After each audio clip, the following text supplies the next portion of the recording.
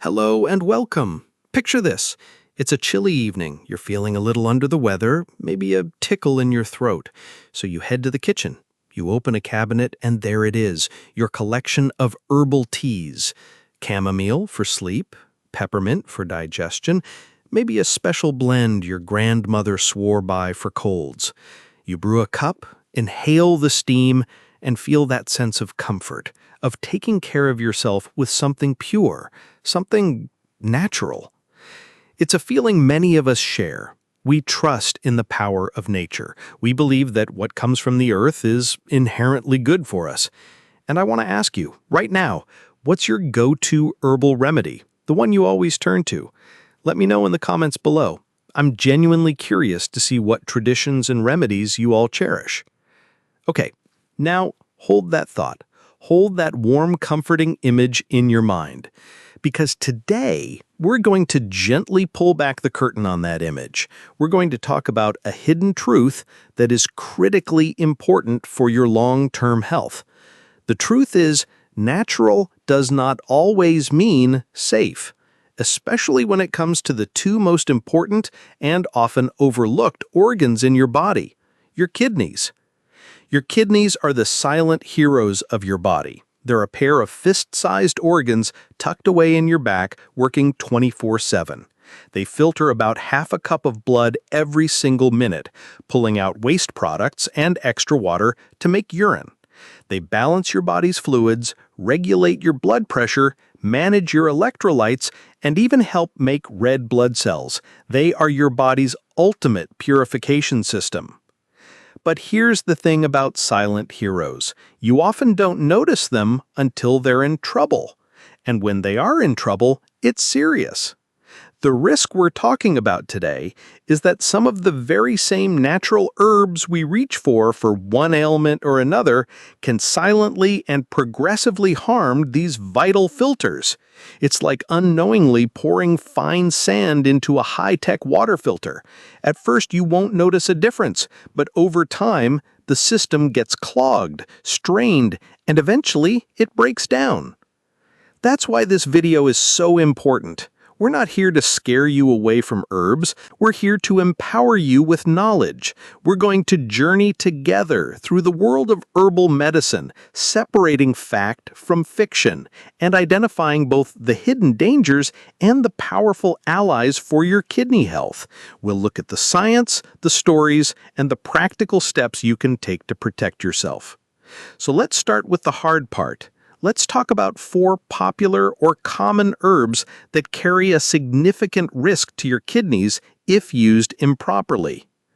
The 4 herbs that can harm your kidneys. Number 1, Aristolochia, and herbs that can be confused with it. This is without a doubt the most dangerous one on our list. You probably haven't heard of it, and you won't find it on the shelf at your local health food store, and for good reason. But its story is a chilling lesson in the importance of knowing exactly what you're taking. Aristolochia is a large family of plants that has been used in some traditional medicine systems for centuries, often for things like arthritis or weight loss. The problem is it contains a group of devastatingly toxic compounds called aristolochic acids. These acids are directly nephrotoxic, which is just a scientific way of saying they are poisonous to your kidneys. Here's how they do their damage. When you ingest these acids, they get into your kidney cells and bind directly to your DNA. This creates what are called DNA adducts. Essentially, a piece of your genetic code gets damaged and can't be read properly. This leads to massive cell death in the kidney's delicate filtering tubes. The result is a rapid and irreversible form of kidney failure known as aristolochic acid nephropathy. It's not just kidney failure either. These acids are so carcinogenic that they are a leading cause of a specific, rare type of upper urinary tract cancer. The scientific evidence here is overwhelming and tragic. The danger was first widely recognized in the early 1990s in Belgium. A group of women at a weight loss clinic all developed rapid kidney failure. Investigators traced the cause back to a slimming supplement they were all taking. It turned out the manufacturer had mistakenly substituted a harmless herb with an Aristolochia species. This incident, and others like it, led to a worldwide ban on aristolochic acid-containing products in many countries, including the United States and most of Europe. A 2013 meta-analysis in the journal Kidney International confirmed the direct causal link between this acid and kidney failure and cancer, calling it a global health problem. So, what's the practical advice here? First, never ever knowingly consume an herb from the Aristolochia family. The real danger today lies in contamination and misidentification in unregulated herbal products, especially those purchased online from less reputable sources. Some traditional Chinese medicine herbs, like guanmutong or fangji, have been known to be confused with or contaminated by Aristolochia species. The safest path is to only buy herbal supplements from highly reputable third-party tested brands. If you're seeing a traditional medicine practitioner, ask them directly about their sourcing and their knowledge of aristolochic acid. Your safety is paramount. Okay, number 2, licorice root. All right, let's move on to something much more familiar. Licorice root. That sweet, distinct, almost nostalgic flavor found in teas, candies, and supplements. It feels so benign, doesn't it? But licorice root is a classic example of a dose-dependent risk. In small amounts, like in an occasional cup of tea, it's generally fine for most people. The danger comes with chronic, high-dose consumption, which is common when people take it in supplement form for weeks or months on end. The active compound responsible for both its sweetness and its side effects is called glycyrrhizin. Here's what it does. Glycyrrhizin messes with a specific enzyme in your body that regulates the stress hormone, cortisol. By blocking this enzyme, it allows cortisol to run rampant in the kidneys. This has a cascade of effects. It makes your body retain sodium and water, and it makes you lose potassium. Think about that. High sodium and water retention leads directly to high blood pressure. High blood pressure is one of the top 2 causes of chronic kidney disease because it puts immense strain on the delicate blood vessels in your kidneys. At the same time, low potassium, or hypokalemia, can directly damage the kidney tubules and impair their function. So you get a double whammy: dangerously high blood pressure and direct cellular harm. The evidence is well documented in medical literature, with case studies published in journals like the New England Journal of Medicine and the American Journal of Medicine. These studies describe patients who present with severe hypertension and muscle weakness, only for doctors to discover their potassium levels are dangerously low, all linked back to their daily habit of consuming large amounts of licorice. So, what's the safe approach? The key is moderation and awareness. An occasional cup of licorice tea is not the enemy. The problem is concentrated extracts and daily use. If you love the flavor or want the soothing benefits for your stomach, look for DGL licorice.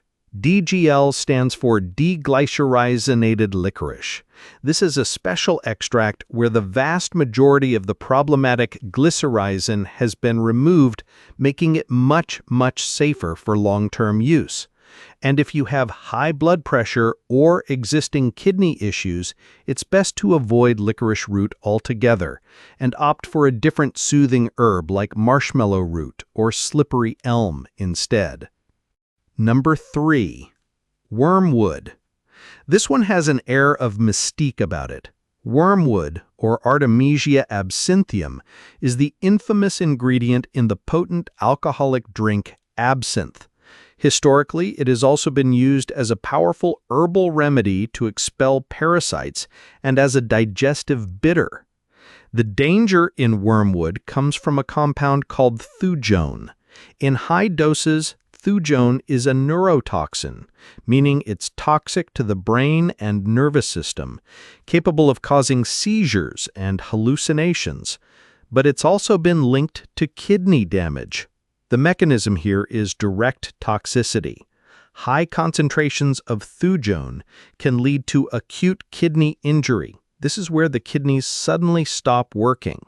It's thought to be caused by a condition called rhabdomyolysis, where muscle fibers break down rapidly, releasing their contents into the bloodstream.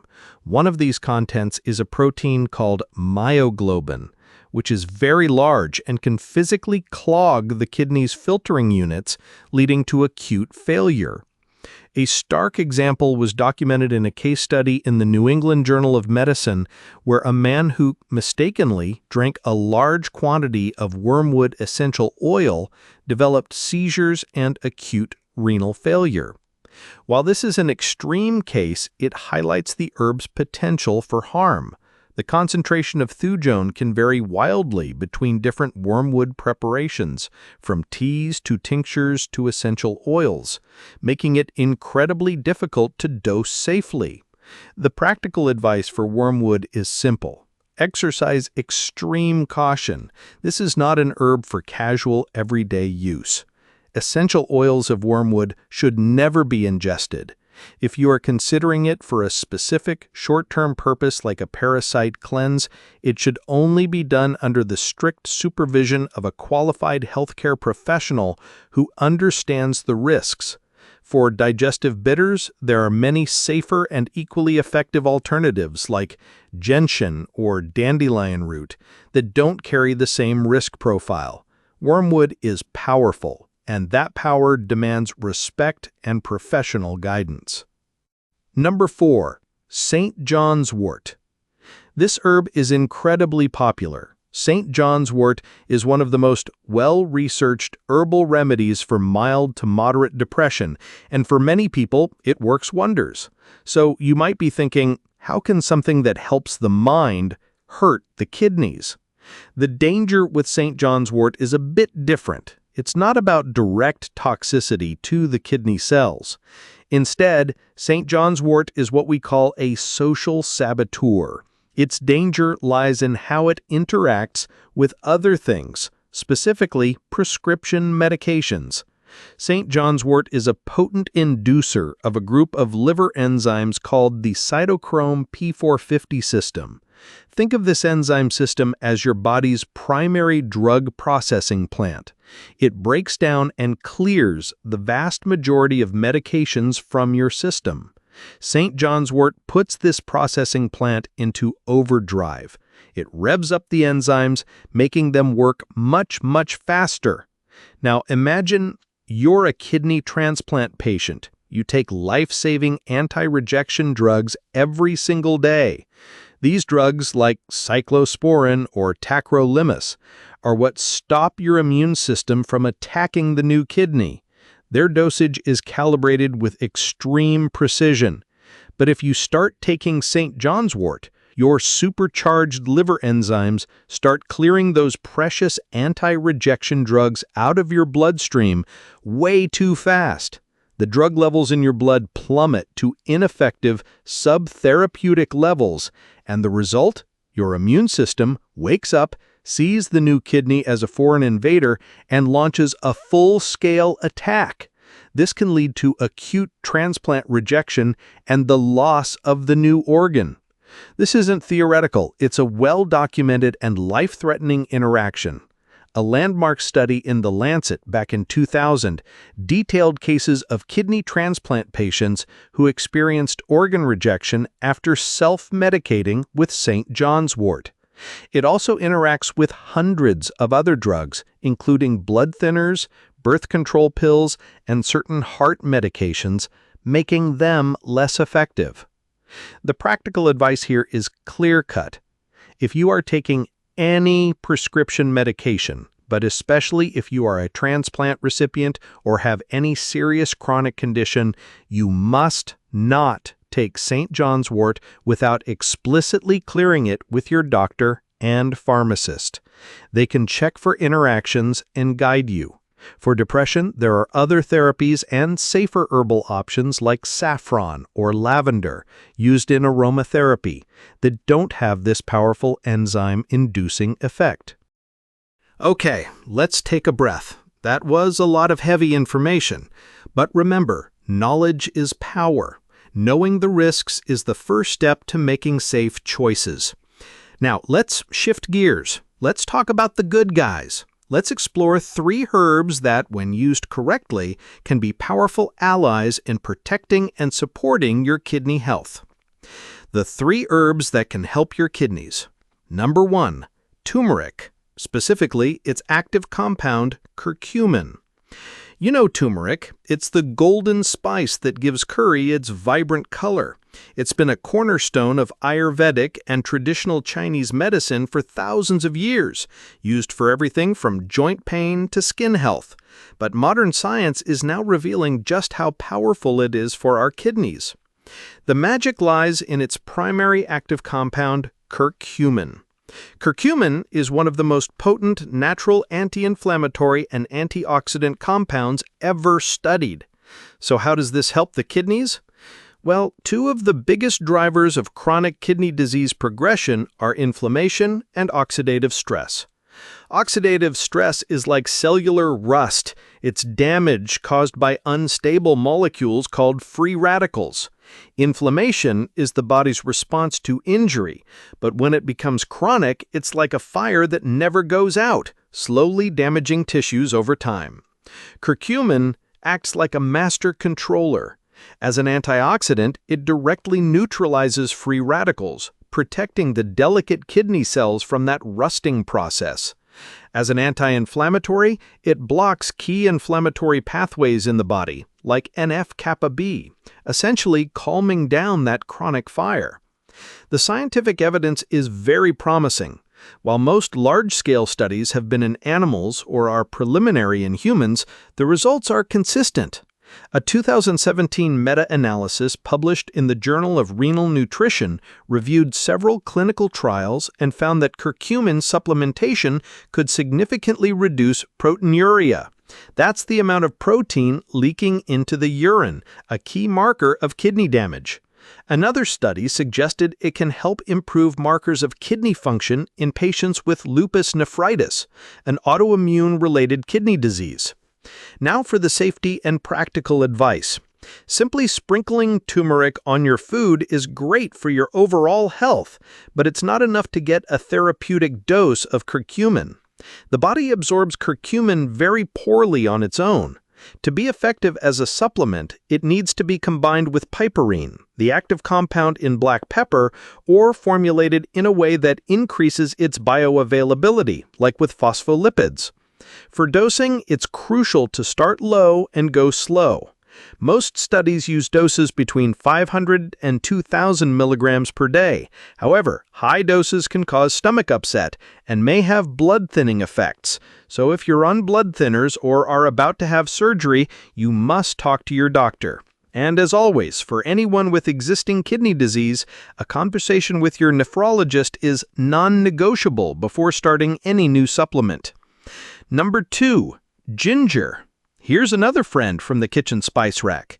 Ginger, that zesty, warming root we use for nausea, colds, and adding a kick to our cooking. Like its cousin turmeric, ginger has a rich history in traditional medicine as a healing agent. Ginger's power also comes from its potent anti-inflammatory and antioxidant properties thanks to active compounds like gingerol. It works in a similar way to curcumin, fighting oxidative stress and calming inflammation throughout the body, including in the kidneys. But ginger may have another trick up its sleeve. Some preclinical studies, mostly in animal models of kidney disease, suggest that ginger may help improve blood sugar control and insulin sensitivity. This is huge because diabetes is the #1 cause of kidney failure worldwide. Uncontrolled high blood sugar is incredibly damaging to the small blood vessels in the kidney's filters. By helping to manage blood sugar, ginger may offer an indirect but powerful protective effect. A 2015 study on rats with diabetic nephropathy found that ginger extract significantly reduced kidney damage by protecting against oxidative stress and fibrosis, which is the scarring of kidney tissue. Human studies are still needed to confirm these effects, but the foundational science is strong. In terms of safety, ginger is one of the safest herbs on our list. It's well tolerated by most people. You can easily incorporate it into your life by drinking fresh ginger tea, adding it to your smoothies, or using it liberally in your cooking. For a more concentrated dose, supplements are available, typically in the range of 1 to 2 grams per day. Like turmeric, it can have mild blood-thinning effects at high doses, so the same precautions apply. But for most people, adding more ginger to their diet is a simple, safe, and delicious way to support their overall health. Number 3, Astragalus. This one might be less familiar to some of you, but in the world of traditional Chinese medicine, Astragalus is an A-list celebrity. It's an adaptogen, meaning it helps the body adapt to stress, and it's been used for centuries to boost the immune system and increase energy. But one of its most celebrated traditional uses is as a kidney tonic. The mechanism of Astragalus is fascinating and multifaceted. It seems to work on several levels to protect the kidneys. Like our other two heroes, it has antioxidant and anti-inflammatory properties. But it also appears to improve blood flow to the kidneys, and most importantly, it has been shown in numerous studies to reduce proteinuria, that protein leakage we talked about earlier. By strengthening the kidney's filtering membrane, or glomerulus, it helps keep valuable protein in the blood where it belongs. The scientific evidence for Astragalus in kidney health is actually some of the strongest among all herbs. A 2014 Cochrane review, which is one of the highest standards of evidence-based medicine, analyzed 22 studies involving over 1,300 patients with chronic kidney disease. They found that Astragalus, when added to conventional treatment, was associated with a significant decrease in proteinuria and an increase in serum albumin, a good protein in the blood. In China, Astragalus-based injections are sometimes used as a standard part of therapy for certain kidney conditions. For safety and dosing, Astragalus is generally considered very safe. Typical doses of the dried root in supplement form range from 2 to 6 grams per day. However, because it has an effect on the immune system, it's generally recommended that people with autoimmune diseases, like lupus or rheumatoid arthritis, use it with caution. And for kidney transplant patients on immunosuppressant drugs, it is an absolute no-go, as it could counteract the effects of their medication. As with everything, a conversation with a knowledgeable healthcare provider is the best way to determine if it's right for you. So, we've journeyed from the hidden dangers of an ancient poison like Aristolochia to the protective embrace of a kitchen spice like turmeric. What's the ultimate takeaway here? It's about balance. It's about respecting the immense power of nature, a power that can heal but can also harm. The ancient physician Paracelsus famously said, "Sola dosis facit venenum." The dose makes the poison.